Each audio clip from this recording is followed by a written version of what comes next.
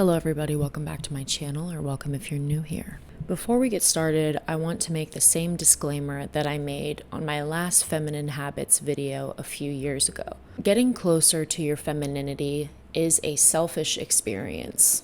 It is about you first before anyone else.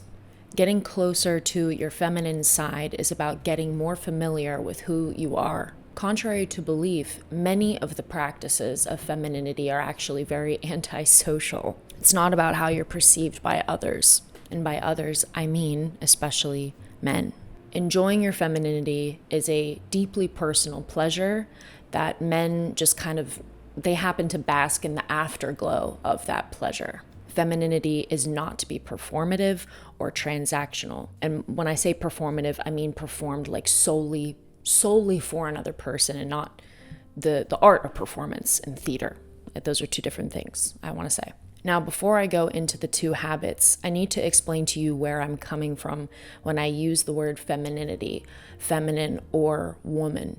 In today's day, it's very important to define such things. When I speak of woman or femininity, it surpasses gender. It surpasses the body in a way. Not all the time, but mostly. And it's more about a force, an energy, a set of characteristics, behaviors that inhabit all human beings and are also embedded in the universe that we live in. As we all know, the opposites are female and male, and mother opposes father. The world of woman, of the mother, is the first world that we know. That space before time, the womb, that nothingness that we existed in, I guess, before birth. And it is that pre-terrestrial, dark place where so much historically, anthropologically, where femininity has found its inspiration in its manifestations in the world and in people. Femininity is thus associated with the void, silence, secrecy, mystery, death, and that very, very misunderstood narcissism, which is really this state of completeness that we're forced to abandon at birth and hopefully we will find again in our lives.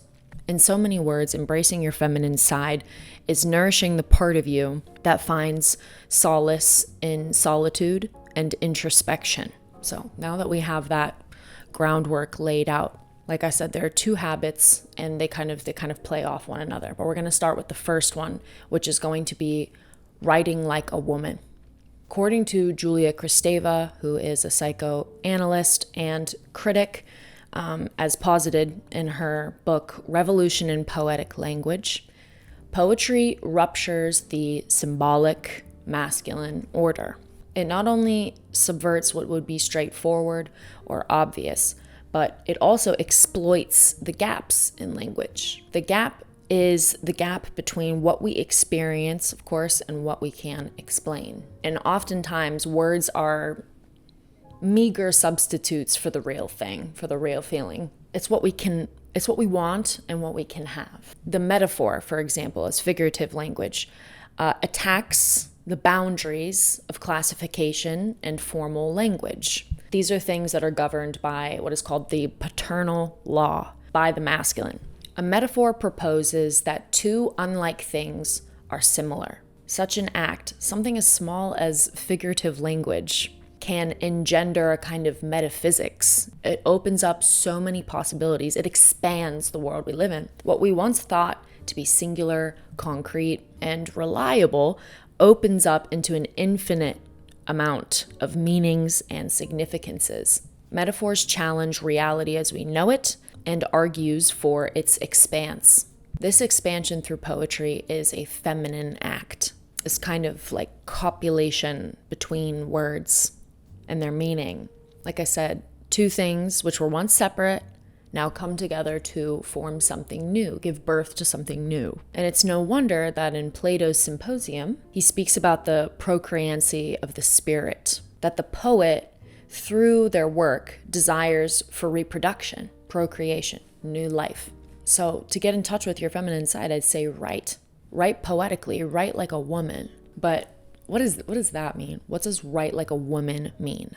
To write like a woman is to write irrationally, to write without bounds and freely, discursively even, to write for yourself, to write from the unconscious. The first place that you're going to encounter that wealth of the subconscious is going to be in dreams. That means that whenever you sleep, you have to make it count, because what you see there is to be of use to you. Anais Nin, for example, in her, in my opinion, magnum opus, House of Incest, she created that prose poem out of collecting all of her dreams for a year. And that thing is something to read. Please read it. But do you think she could have did that without good sleep? I mean, they say that you spend a third of your life in bed. And I think it's more than just rejuvenation that you're getting out of that third, which is why I want to introduce you to this video's sponsor, Helix. This is going to be the first winter since I lived, with my parents, that I will have a proper mattress, a Helix mattress. And I am so excited for that. Winter is not just a season where you spend more time in bed than ever, but it's also when I get my deepest sleep. I don't like winter, but I love sleeping in the wintertime. And after sleeping on this mattress for a couple of months now, which is their midnight mattress, by the way, I know that I was truly missing out for years on what the good sleep I could have been having during those dark, cold months, sleeping on that dusty old foam mattress that I had. I've never had a mattress this thick or this firm in my life. And I simply cannot go back to those cheap catch-all memory foam mattresses. I won't. My old mattress would just get lumpy or sag in the place that I would sleep in, which made me very achy and stiff in the morning. I'm already a tense person, so it just made my muscles and my tendons that more stiff in the morning, that more resistant to flexibility. It sucked. This bad boy though, my back is aligned every night. I actually noticed too, and this is how I know. I actually noticed that I started sleeping on my back for once. I'm a side sleeper, and I have been for years. The mattresses that I had before that would never have allowed that position to be comfortable in any way. And so because I sleep better, I also dream a lot more than I used to. So I feel way more aware and a lot more connected to my body and my mind, what's going on in my head, really. It's been so nice. And if that sounds cool to you, if that sounds lovely, I would suggest that you treat yourself to that experience. I mean, let this be your investment for the holiday season, for the upcoming darkness of winter. Helix has a great selection of luxury mattresses as well as more affordable options. They have a 120-night sleep trial, so you can see if you actually like it, if it works for you. And they also have a lifetime warranty on every mattress, which that's how you know. Also, free shipping. However, if you are apprehensive about buying a mattress right now, I know that's a big commitment. Helix has a selection of mattress toppers that can help make whatever mattress you currently have a lot better. You can get them for different reasons too. You can get them for cooling you down at night if you run hot. You can do them for breathability. A lot of mattresses are made out of synthetic materials, and it's makes you sweat. And they even have toppers that have micro springs in them for that extra oomph, that extra support. It's a good upgrade for what you have, for sure. And of course, because you know me, with my link or the QR code provided, you can take advantage of their Black Friday exclusive partner offer, which is 27% off site-wide. Take care of that back and that unconscious, girl. Now, the person who coined the term for women's writing, or I'm going to butcher this, I'm so sorry, écriture féminine in French, is Helene Cixous, author of The Laugh of the Medusa. You've heard me speak about it before. She, in the 70s, encouraged women to write, to tell their story, to insert themselves into history, and to do it their way. She wrote, "Write yourself. Your body must be heard. Only then will the immense resources of the unconscious spring forth. Our naphtha will spread throughout the world without dollars, black or gold, non-assessed values that will change the rules of the old game. To write, an act which will not only realize the decensored relation of women to her sexuality, to her womanly being, giving her access to her native strength. It will give back her goods, her pleasures, her organs, her immense bodily territories, which have been kept under seal. So the woman's writing is intuitive, irrational, resonating, rapturous, explosive. She continues here. We're stormy, and that which is ours breaks loose from us without our fearing any debilitation. Our glances, our smiles are spent. Laughs exude from all our mouths. Our blood flows, and we extend ourselves without ever reaching an end. We never hold back our thoughts, our signs, our writing, and we're not afraid of lacking. What happiness for us who are omitted, brushed aside at the scene of inheritances. We inspire ourselves and we expire without running out of breath. We are everywhere. But such a style of writing, I guess, is also defined by her as undefinable. And it's more like a manifestation of this necessary perennial rebellion. It's impossible to define a feminine practice of writing, and this is an impossibility that will remain, for this practice can never be theorized, enclosed, coded, which doesn't mean that it doesn't exist, but it will always surpass the discourse that regulates the phallocentric system. It does and will take place in areas other than those subordinated to philosophico-theoretical domination. It will be conceived of only by subjects who are breakers of automatisms, by peripheral figures that no authority can ever subjugate. I also want to go back to something that Helene harps in the beginning of this essay. I didn't say it here, but she explicitly talks about writing to know yourself, and she speaks about narcissism too. This like narcissism that like women, or it's considered vanity today, but narcissism began as like a journey for self-exploration and to know oneself, to look in the mirror, to see oneself in that mirror, or to see oneself in the reflection of other things. Those two, to know oneself and narcissism, to look in the mirror, to be self-centered, I guess, selfish, those things are connected. To write is to get to know yourself. And that, like I said, it's a selfish practice. It's an introspective practice, looking in the mirror. From what I have read, I mean, narcissism has eventualities other than pathology. It doesn't have to be a bad thing. Narcissist looks at his reflection just as Venus looks at hers in her hand mirror. It's to connect with the other half of themselves that we have lost. The combination of let's say, me and my mirror image represents self-sufficiency and completeness. Your reflection, like the stanzas or bodies of texts that you will compile over the years, reveal to you over time the knowledge that you always knew about yourself and needed to remember. Whenever you write, and you write especially poetically, this is a manipulation of language, like I said, of the paternal order. To write is to remember, but to write, especially in a poetic way, with figurative language and things like that, it manipulates language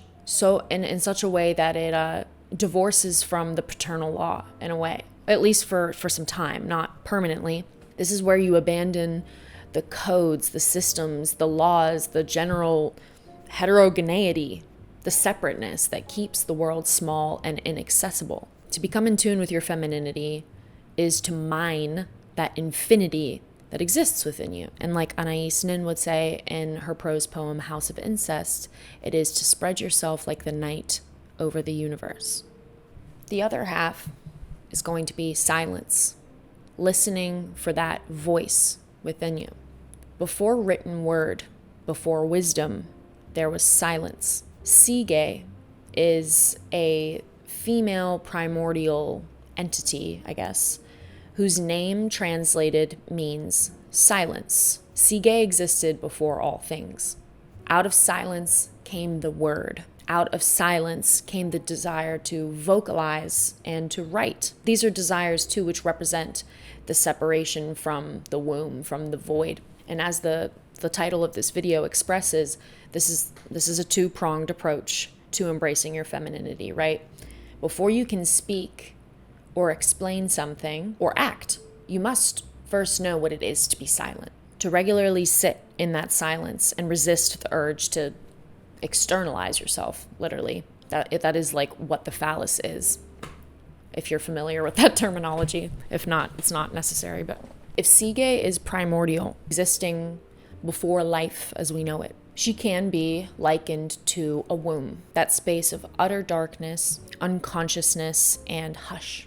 Within the quiet are virtues of patience and prudence, but most of all, it's this soundless environment for which you can best hear your intuitions. Let that soft-spoken voice within you, which everyone has, let that grow into the fortissimo of an orator. To be closer to your femininity is to allow that voice to be clear, loud, to be your conductor. But of course, silence is not just a discipline to be practiced within your own home.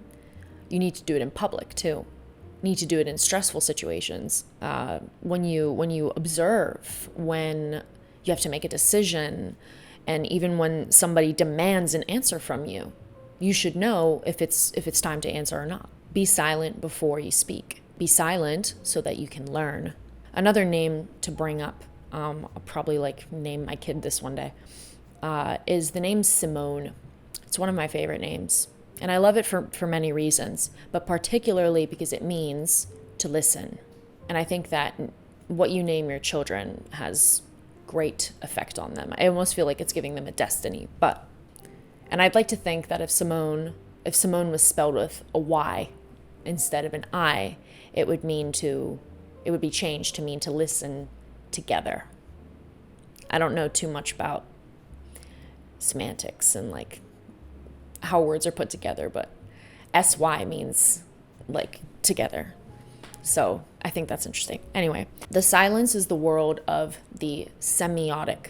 If you don't know what the word semiotic means, it is generally talking about signs and symbols and how meaning is translated to us in whatever way.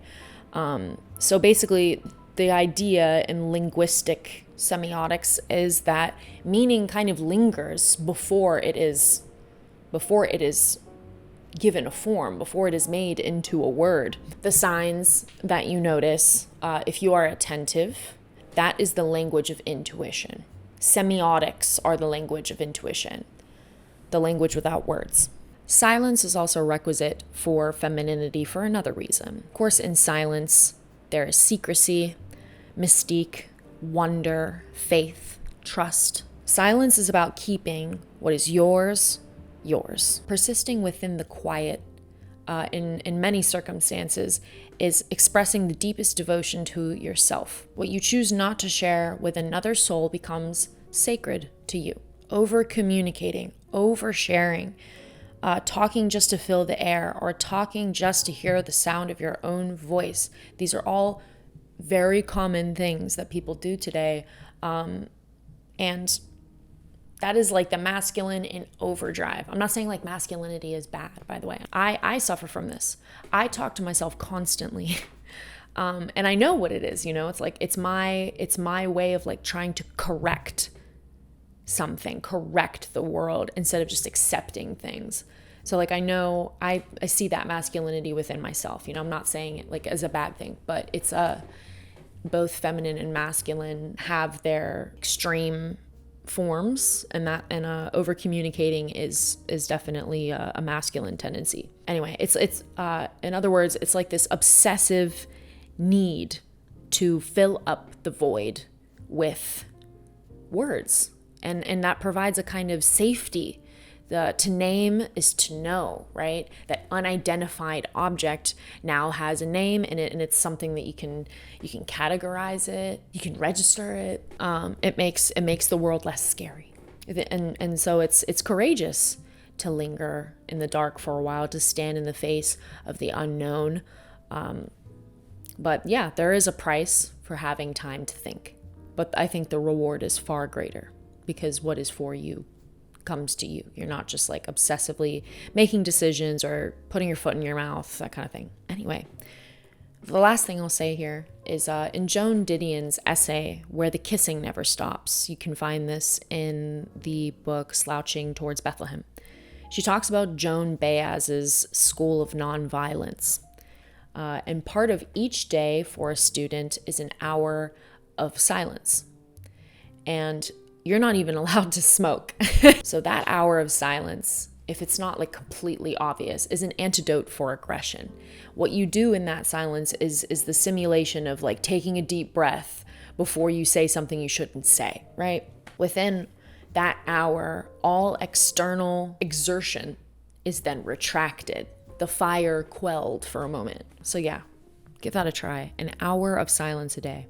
I know some people who go whole days without speaking, so good for them. I envy you. Now, I may not have said this so directly in the introduction of the video, but these habits, like I said, are for men as well. Getting in touch with femininity is your job too. It's a necessary balance, just like I need to be in touch with my masculine. So those are some things to consider adding into your life if you so desire. I'm pretty zenned out right now, honestly. I'm gonna try that hour of silence today. I hope you guys enjoyed this video. I hope you got something out of it. If you did, please leave a comment as usual. And don't forget to like and subscribe. Share this video if you think somebody would benefit from this knowledge. And yeah, I'll see you guys next week. Bye.